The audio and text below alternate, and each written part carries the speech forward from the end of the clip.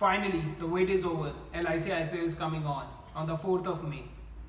LIC IPO है क्या, उसमें हम कैसे इन्वेस्ट करेंगे, उससे पहले हम जानेंगे IPO क्या है. So, my name is Raghav. Welcome back to our YouTube channel Financial Course.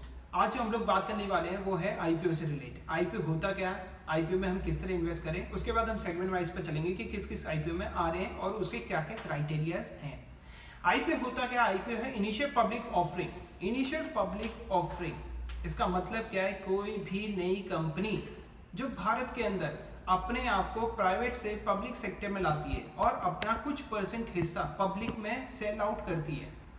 ठीक है, LIC IPO है क्या, IPO का मतलब है इनिशियल पब्लिक ऑफरिंग कि अपनी कंपनी का थोड़ा सा हिस्सा पब्लिक में शेयर करना, उसके लिए लोगों से फंडिंग इकट्ठी करनी, ये होता है IPO. कोई भी कंपनी जब मार्केट में फर्स्ट टाइम आती है तो वो अपने आप को IPO के फॉर्म में लेकर आती है कि मैं अब अपने आप को ला रही हूँ, आपको जिसको जितनी बिड करनी है, इतना मेरा IPO साइज है, इतने में इक्विटी लेकर आ रहा हूँ, जिसको जैसे इन्वेस्ट करना है मुझे आप बताइए. रिटेल कैटेगरी में, HNI कैटेगरी में, बहुत सारे और भी इसके अंदर QIP होता है, qualified institutional investors. So basically उसके बेसिस पे इन्वेस्ट होता है. अब मैं बात करता हूँ LIC IPO की.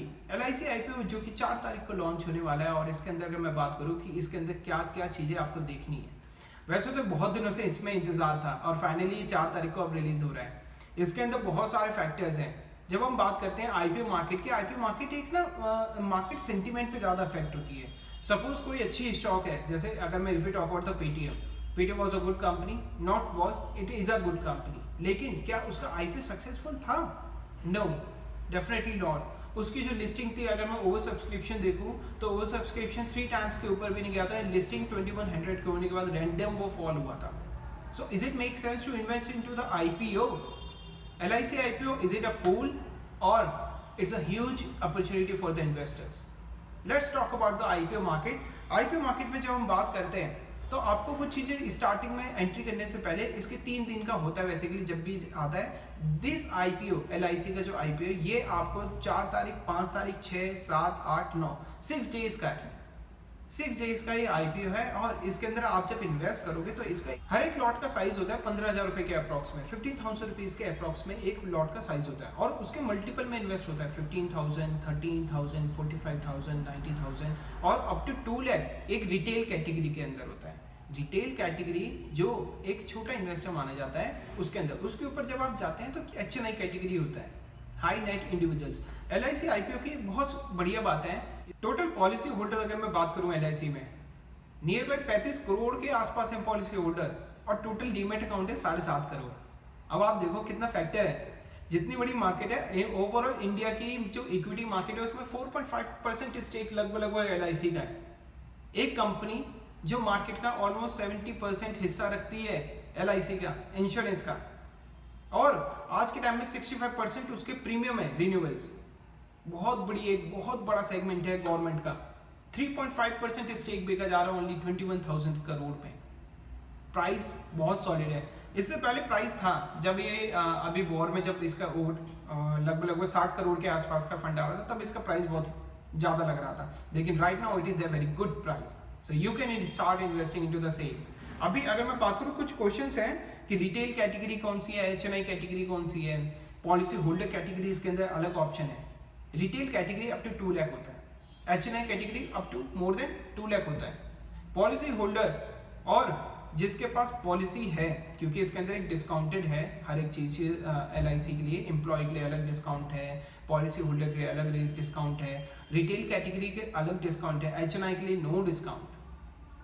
No discount for the HNI. Okay, so if you want to invest into the policy holder, आपको 2 लाख रुपए तक की लिमिट होती है रिटेल कैटेगरी में. रिटेल कैटेगरी में 2 लाख रुपए की लिमिट होती है. आप वही कैटेगरी, अगर आप पॉलिसी होल्डर हैं LIC के, तो आप 2 लाख रुपए पॉलिसी होल्डर कैटेगरी में लगा सकते हैं, 2 लाख रुपए रिटेल कैटेगरी. इट मीन्स पर इंडिविजुअल आप 4 लाख रुपए लगा सकते हैं. 4 लाख रुपए आप लगा सकते हैं. अगर आप एम्प्लॉय भी हैं तो आपके लिए 6 लाख रुपए की कैटेगरी खुलती है. 2 लाख रुपए की एम्प्लॉय की, 2 लाख रुपए की पॉलिसी होल्डर, 2 लाख रुपए की retail category, and with the discount. लेकिन ऐसा नहीं है कि आप तीनों चीजें हो तो आप बोलोगे कि ठीक है मेरे को तो अलग अलग डिस्काउंट. आप अलग अलग सेगमेंट में लगाओ, अलग अलग पैन के हिसाब से लगाओ. आप एक पैन होल्डर हो आप एम्प्लॉय भी हो, सपोज मैं एक पैन होल्डर हूँ और मैं एम्प्लॉय भी हूँ, पॉलिसी होल्डर भी हूँ, रिटेल कैटेगरी में भी आता हूँ, तो मुझे 3 एप्लीकेशंस लगानी पड़ेंगी अपने नाम पर। 3 एप्लीकेशन मुझे लगानी पड़ेंगी और मुझे उनका जो डिस्काउंटेड है वो मुझे मिलेगा। कितना डिस्काउंटेड, अगर मैं इस पर एक बहुत छोटी सी बात करूँ, जब हम बात करते हैं पॉलिसी होल्डर की तो उसमें लगभग 60 रुपये डिस्काउंट है और एम्प्लॉय के लिए लगभग 45 रुपये डिस्काउंट है। और इसकी सबसे खूबसूरत बात यह है कि आपको ये डिस्काउंट जो है एट द टाइम ऑफ जब आप एप्लीकेशन को बिडिंग करेंगे तभी वो डिडक्ट हो जाएगा। मतलब आपको पूरा पैसा नहीं देना, आपको डिडक्ट करके देना है। अगर आपके घर में माइनर है, उसके पास पॉलिसी है, आप क्या चाहते हो कि उसके नाम पे भी मैं इन्वेस्ट करना चाहता हूँ, definitely you can go for it. आप पॉलिसी होल्डर का डीमैट अकाउंट ओपन करो, वेदर इट इज माइनर और नॉट। अगर पॉलिसी होल्डर है उसका डीमैट अकाउंट है तो वो लगा सकता है। अब इस यहाँ पे एक और चीज देखने वाली चीज है कि जिसके पास पॉलिसी है ना, 31 मार्च तक एक डेट थी जिसमें पॉलिसी होल्डर को अपने पैन को लिंक कराना था अपनी पॉलिसी से। ये कंडीशन फुलफिल होनी चाहिए। पहली बात तो पॉलिसी होल्डर, दूसरा आपको लिंक कराया, आपने नहीं कराया। ये दोनों चीजें अगर आपने करा रखी तो आप पॉलिसी होल्डर का जो बेनिफिट है वो उठा सकते हैं डिस्काउंटेड का। अगर आपने डिस्काउंट में लिंक नहीं कराया तो आपसे रिटेल कैटेगरी में अप्लाई करेंगे। सबसे इंपॉर्टेंट ये चीज है। दूसरी बात, मैं LIC IPO से हटके अब एक चीज बताना चाहता हूँ, IPO मार्केट के फैक्टर्स। कोई सा भी IPO आए, आपको फर्स्ट और सेकंड डे में ये देखना है कि ओवर सब्सक्रिप्शन जो है एटलीस्ट 3 टाइम से ऊपर होना चाहिए। फर्स्ट और सेकंड डे, जैसे ही 4 तारीख को आ रहा है तो 4th और 5th में जो ओवर सब्सक्रिप्शन है वो 3 गुना से ऊपर होना चाहिए। साथ में ग्रे मार्केट प्रीमियम होता है हर IPO का, हर कंपनी का एक ग्रे मार्केट प्रीमियम होता है IPO से पहले, और IPO चलते वक्त भी वो एटलीस्ट 25% ऊपर होना चाहिए प्रीमियम। एज पर मी, जो मुझे लगता है कि ग्रे मार्केट का प्रीमियम 25% से ऊपर होना चाहिए और फर्स्ट और सेकंड डे में ओवर सब्सक्रिप्शन एटलीस्ट 3 टाइम्स ऊपर होना चाहिए।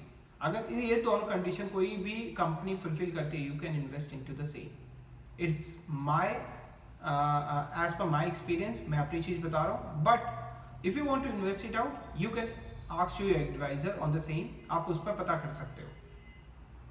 LIC IPO एक बहुत अच्छी अपॉर्चुनिटी फॉर द फंड, और डेफिनेटली नॉट फॉर द, मैं ये कहूँगा कि नॉट फॉर द एडवाइजर्स और not for the person who are very experience into the market. इसमें नया इन्वेस्टर भी एंट्री कर सकता है। बहुत लोग बोलते हैं कि IPO मार्केट ना नए इन्वेस्टर के लिए नहीं है।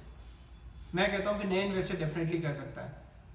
एक अच्छी कंपनी के फंडामेंटल अगर आप जानते हैं, उसके फंडामेंटल के साथ साथ उसकी मार्केट कैप को जानते हैं, तो why should you not invest? करना चाहिए ना, डेफिनेटली करना चाहिए। LIC IPO से जुड़ी और भी आपको कोई query, you can WhatsApp, you can mail us और यू कैन कमेंट अस। आज के लिए बस इतना ही। Thank you so much. फिर मिलता हूँ किसी नेक्स्ट वीडियो में। जब तक के लिए good bye, take care. Okay, and one more thing, don't forget to thumbs up. ठीक है, मैं आपको थम्स अप दिखा रहा हूँ, you have to do it.